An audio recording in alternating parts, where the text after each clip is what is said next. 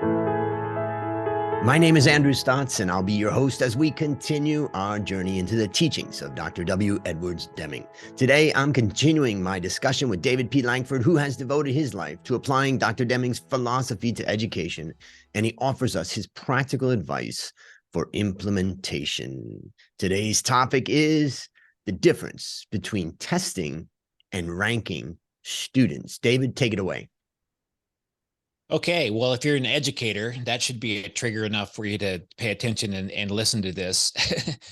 So I want to tie this in with Deming thinking and the difference and what people are trying to do with equity and all kinds of things that are going on today. So, and it's pretty relevant too, because I just watched a newscast that a school district was delaying or even not announcing their national merit scholars because of the fear that it would make other children feel bad because they weren't recognized like that. Mm. So it's kind of like what Dagwood said in the comics one time. Sounds like a good idea till you think about it. So I wanted to discuss that today because over the last 40 years, I've run seminars and talked about Dr. Deming's focus of rating and ranking and grading, and he's just really against grading. And I pulled up a quote from the New Economics. He says, "Our educational system would be improved immeasurably by abolishment of grading." Okay, so there's a difference between grading and actually just testing. So let's just talk for a minute about the National Merit Scholarship Program. So I just read some stats on that. About over 1 million students actually apply for a National Merit Scholarship each year, and only about 50,000 are selected. And how are those kids selected? Well, when you're a junior in high school, you take the PSAT test, and if you have one of the 50,000 scores that are the highest in the nation, then you could be named as a National Merit Scholar. And that could mean a lot of things. I mean, it could help you get scholarships to other universities. It could really look good on your resume for the rest of your life. It could be a lot of things. So is that the same thing that Deming talks about by grading and ranking people? And I would say no, because what really should be happening, instead of thinking that by honoring or naming people that are recognizing people that took this test and got one of the top 50,000 scores, that's going to make other people feel bad. Therefore, we're not going to announce that, or we're not going to recognize that, is not the same thing. When you're grading and ranking people, you actually have to grade their performance in order to rank them, right? And talking about Deming's concept of profound knowledge, the variation in that is huge, and the psychology in that is huge. I'm sure that almost every single person can relate to a classroom where they probably told somebody, I don't think this teacher likes me. I don't know why, but I just don't think they like me for some reason. And it's no confirmed at the end of the semester when I get my grade. Yeah. No matter how hard I try or whatever, I just don't think they like me. And I know it's happened to me at times. And I just thought, well, I'll just, I got choices. I could drop the class, or I could just put up with it and go through that.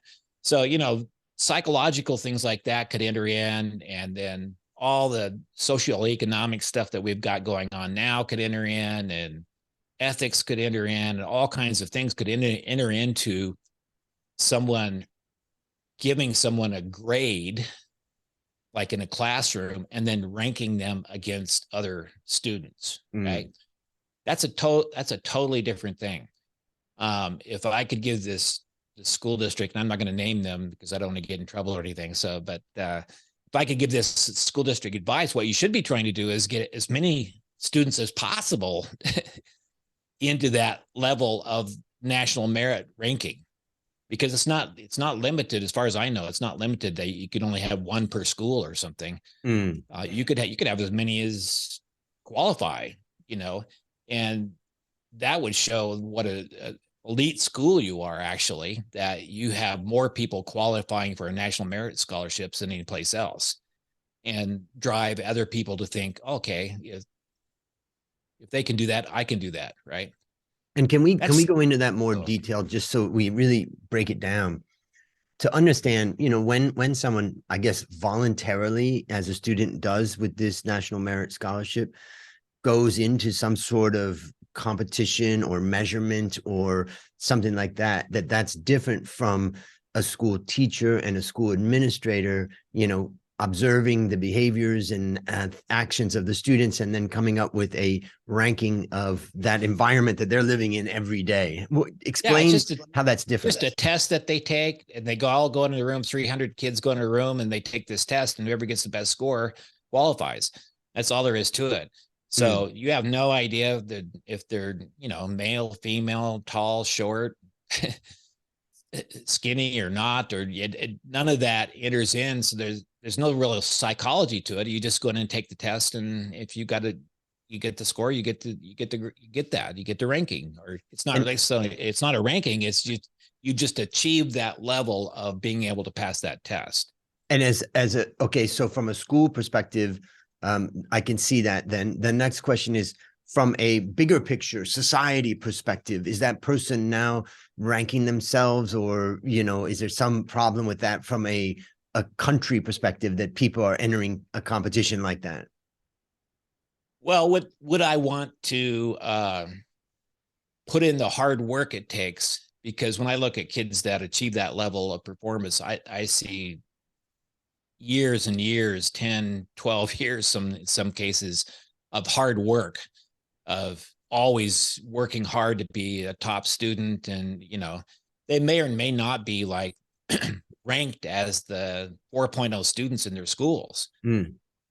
That has nothing to do with that, but they may be really good at taking tests, or they be really good at studying for this, or they may have family members that are super supportive. Maybe you have two parents that are both college professors, right? Well, I would think that they would have more emphasis on a national merit scholarship and the importance of that, and be communicating that throughout this child's entire life, than sharecropper's child in Georgia that has nothing to do with the school system except taking his kid to school every day, right? And those are two totally different situations. And in that case, if that person, let's say, that person's, let's say a family this is the first kid to have a chance to go to university, as an example. And if that family found out about this National Merit Scholarship, and they told their son or daughter, hey, why don't you set that as a goal to try to take that exam when you're 14 or 16 or 18? Is there a problem with that? Quality around here. No, just I don't see any problem with that at all. It's you have a bar that you're setting, and if you get over this bar, then basically you win. But it has nothing to do with rating and ranking the individuals. And is part of it that it's like a third party, a separate entity that you're going to? It's kind of a voluntary thing, as opposed to a system that's imposed on the teachers and the students and everybody in the school. It has nothing to do with your school, basically. I mean, you could be the best or worst schools in the world, right? And either pass this test or not pass. And it's not about passing this test. It's who actually gets the best scores, one of the top 50,000 scores per year to be named this. So, if we look at the teachers in the school that have decided, and the administrators who have decided to do this action, let's just say that their intentions are good, in the one sense that, like we've talked about here, when a student does really well on an assignment, the idea that you've talked about is, hey, how did you do that? Why don't you explain that to the other students and share how, what you're doing and stuff. I suspect what they're afraid of is that it's glorifying these really elite students within the school, and that the other students don't get the opportunity, or they feel less of themselves. The teachers are trying, let's just assume that the teachers are trying to do something good, but they're maybe misdirected. What would be a better idea within the school? Well, I wouldn't refrain at all from recognizing those students and saying, hey, these are the ones that took the test and are now national merit scholars, and you know, um, I suppose there could be an over glorification of that you could go overboard with that, but to those students that are actually taking that test, they obviously know what it means, right? And the recognition that could come with it.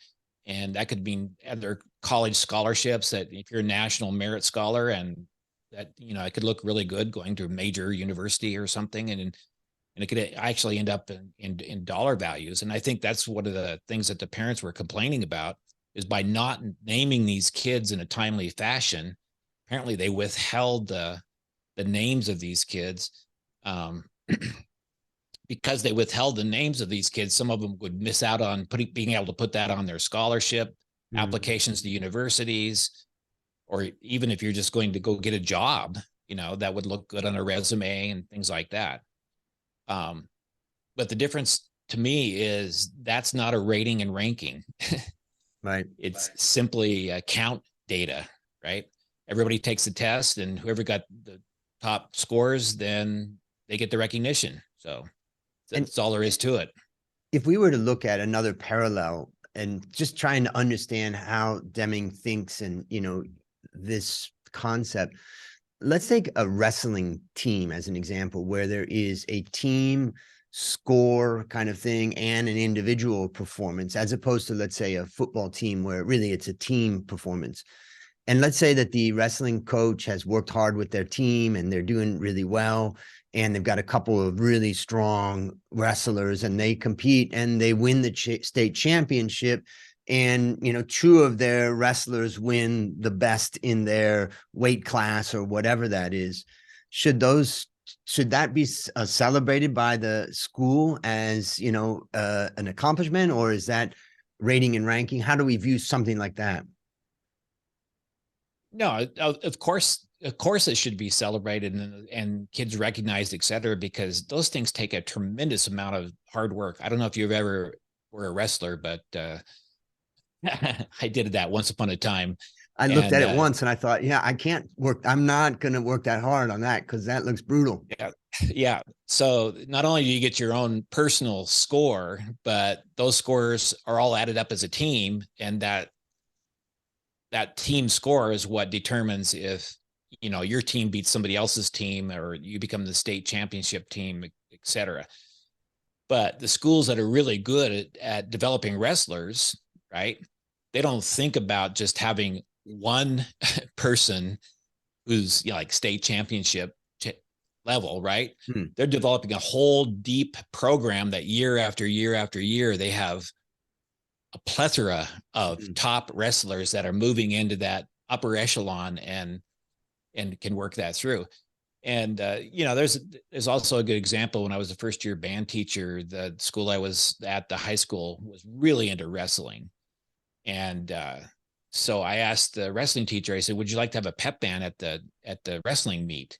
And first he thought it was kind of nuts. And he said, well, I don't know. He said, let's try that, let's see what that was like. So I got a bunch of volunteer kids, and we got a whole drum corps and everything. We choreographed this whole thing. So there was like music going, announcing the wrestlers. There was music in between, and then there were drum beats going on, everything. Well, we ended up wrestling against this school that they had hardly ever beat. And we just like clobbered them, because the psychology of what we created was this momentum of energy. Wow, we're invincible, and we're the one of the top programs in the state, and so on and so forth. So I thought the wrestling coach was going to kiss me afterwards, and so he really liked that. But I mean, that's a really kind of a good example, I think, that you can manipulate these things to a large degree psychologically. If you think about profound knowledge and the psychology behind things, you can manipulate things to get the data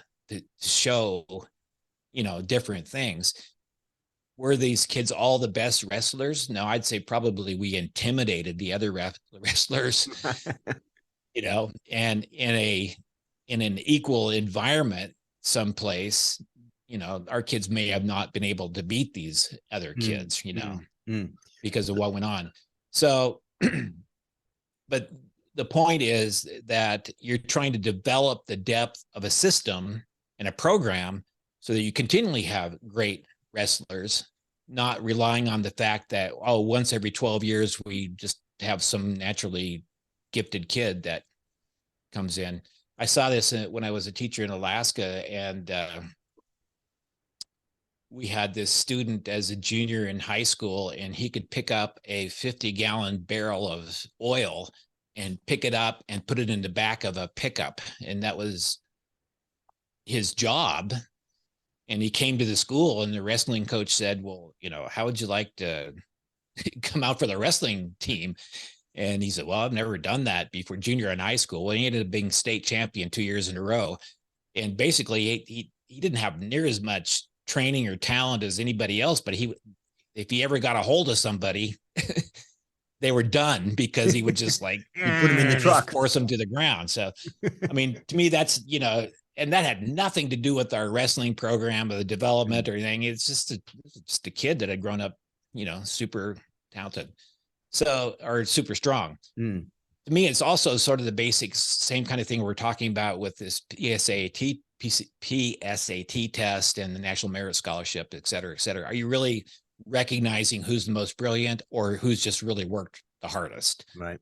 I mean, there's probably an element of both from the neuroscience standpoint. There's development of all those neural structures and everything else that enabled these kids. But I would also submit that probably some of those kids were just much better at photographic memories of remembering stuff and excelling. They're just born with that, right?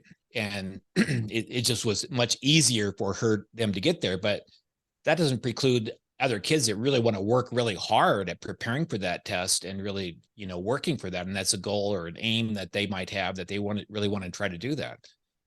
So I would love to wrap this up by just kind of circling back to what's the objective of school? What's the objective of a business? What is the function of an individual within that system?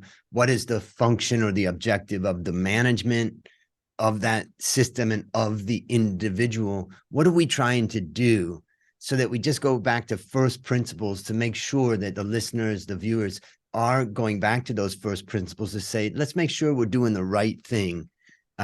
So can you describe from, as simply as possible what you think? To wrap this up, I will give you 2 words that I learned from Deming that just became imprinted on me over the years. And that's artificial scarcity. So when you're creating an artificial scarcity of top marks or top performance or anything like that, then that's bad. That's going to have a detrimental effect on people. And, we've talked about valedictorians and all those kinds of things. That's really an artificial scarcity. You're actually, that's why some school districts are grading kids to 1/1000th of a point, et cetera. So because they got too many valedictorians. Well, that's just the opposite of what you should be thinking about. Should be thinking about, can we get more and more and more people to this level? The same thing that we're talking about with the wrestling program. Can we have a program that's producing more and more and more, better athletes? And that's a true system and a program. And, that's the same thing. So you always want to watch out. Am I creating an artificial scarcity? I have 5 children, and, the example is, would I ever rank my 5 children and say who's the best or who's not?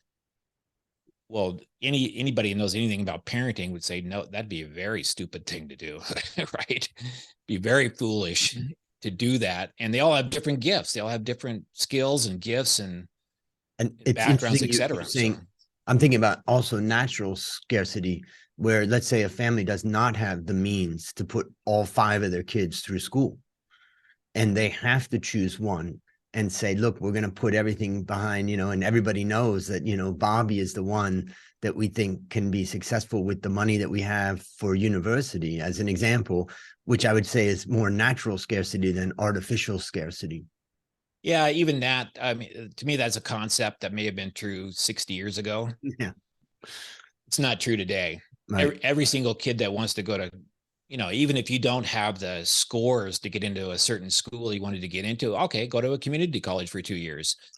And Yep. many states, the state pay for it and it's for free. And Yeah. right. Yep. And so that's a level of trying to level the playing field, that so it's not just reliant on who the rich that can get to that level. Yep.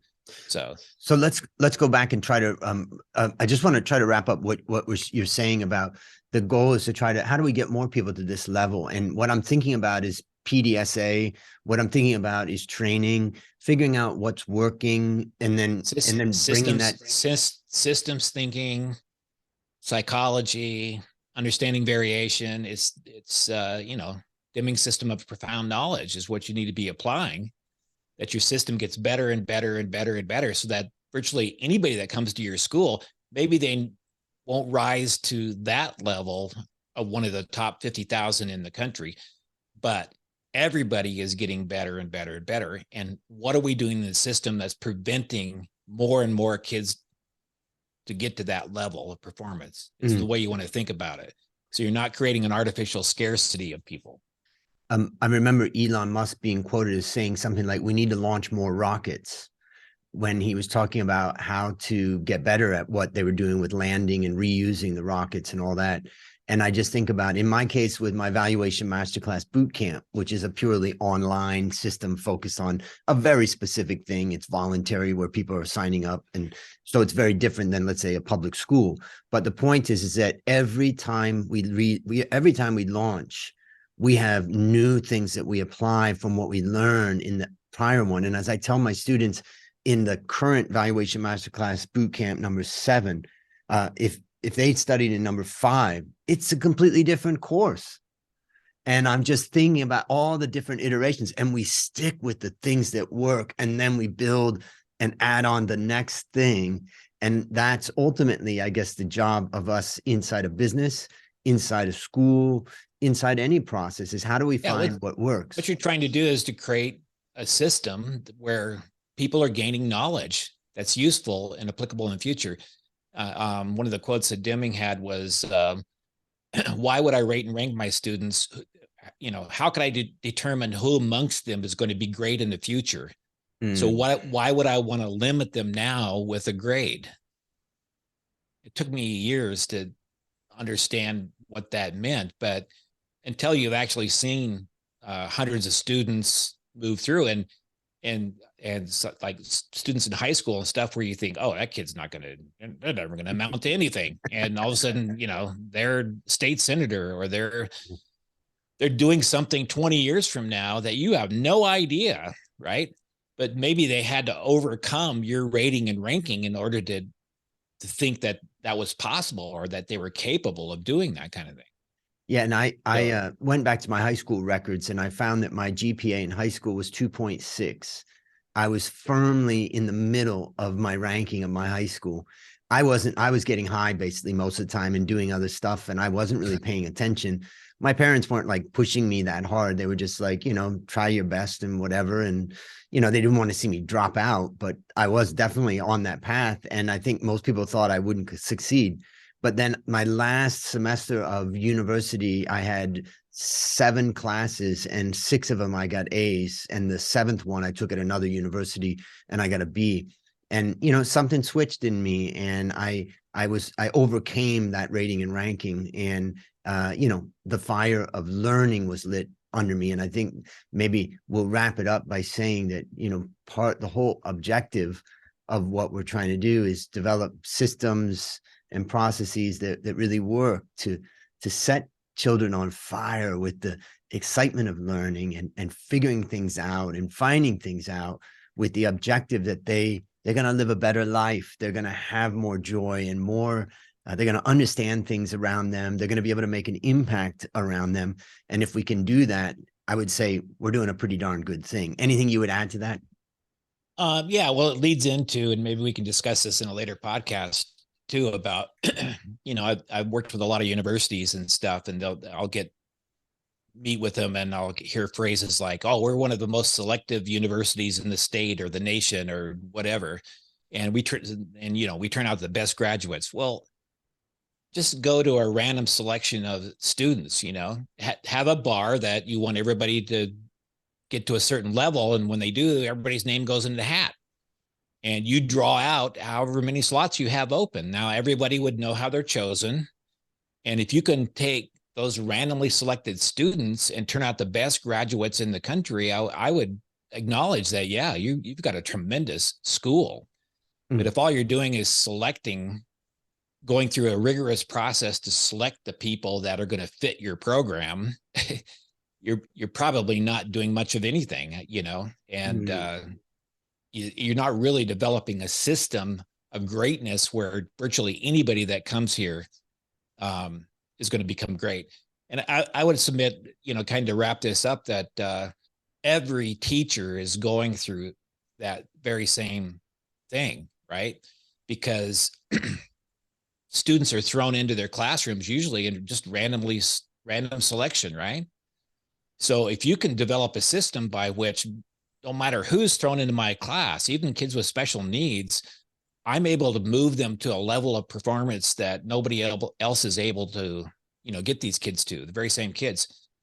And next year they go into another class and they're not able to achieve that, right? Well, I would say you probably have created a fantastic teaching system, right? That no matter who I get, over time, I'm able to get them to a very high level of performance.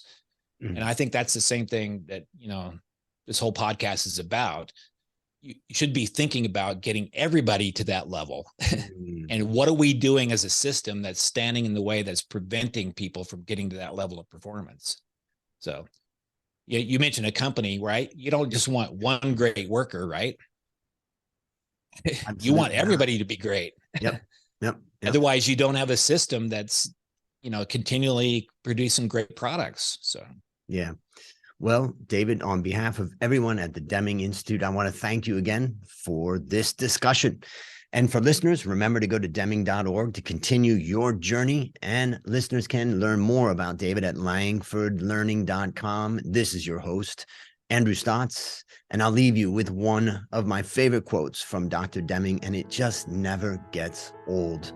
People are entitled to joy in work.